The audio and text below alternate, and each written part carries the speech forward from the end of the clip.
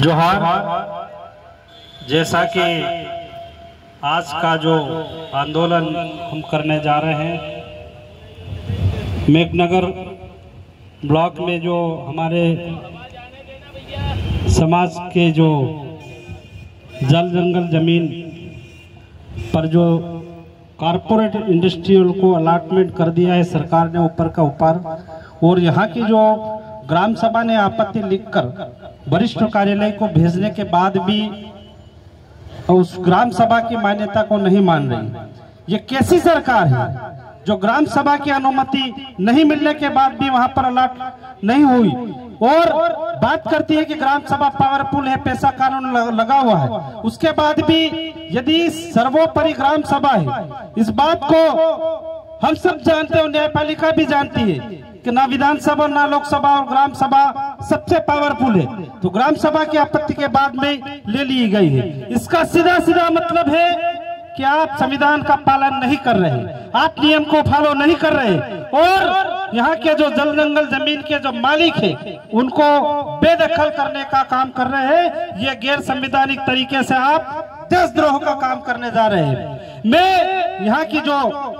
शासन प्रशासन और हमारी कम्युनिटी से जो यहाँ के जनप्रतिनिधि है, जो कैबिनेट मिनिस्टर है, दोनों जिले में के कैबिनेट मिनिस्टर है, क्या झक मार रहे हो?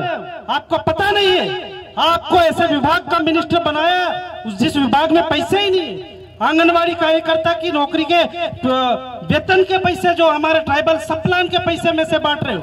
आपको शर्म आना चाहिए। आप एक ऐसे दिलीप सिंह भुरिया की बेटी है, आपको बोलना चाहिए, आपको सदन में आवाज उठाना चाहिए। और अलीराजपुर के भी जो मिनिस्टर है आपको भी बोलना चाहिए। आप क्यों नहीं बोल रहे? मैं धार जिले से बिलोंग करता हूँ। धार जिले में जहाँ में मेरा कॉन्स्टिट्यूशन क्षेत्र है, निर्वाचन क्षेत्र है, वहां पर भी वहां का एक कैबिनेट मंत्री था, उद्योग मंत्री, वहां पर एक पीएम मित्र टेक्सटाइल डॉक्टर साहब हमारे सारे आंदोलन में आए, हमने लड़ाई लड़ी और उस कैबिनेट मंत्री को हमने आने वाले चुनाव में घर बिठाने का काम किया, जबकि वो सामान्य वार्ड है, दरबार दत्तीगांव दरबार, जिसका आप नाम सुनते होंगे। तो ये लड़ाई हमको इस सरकार से लड़नी पड़ेगी।